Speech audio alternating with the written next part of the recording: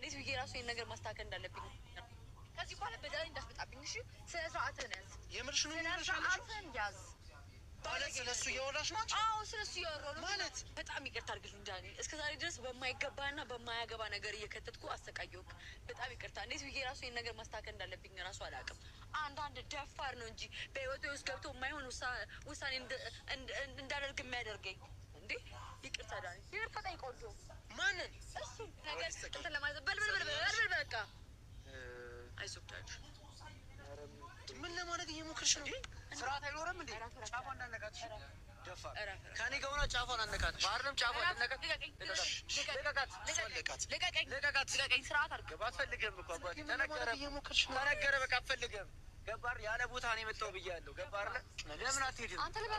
አንተ ያማል እንዴ? ማፈሪያ ሲያስጠላ። በቃ ተጠቀመችብህ፣ አለቀ።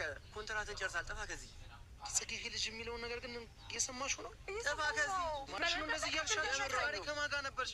ማን ነው እንዳትነካለች እኮ ለምን አትነካለች? እስካሁን ተጠቅማለች እንዳትነካለች። ጀምር ከአንተ ጋር ንግግር የለኝም። አንተ ታዲያ ንግግሬ ከእሷ ጋር ነው።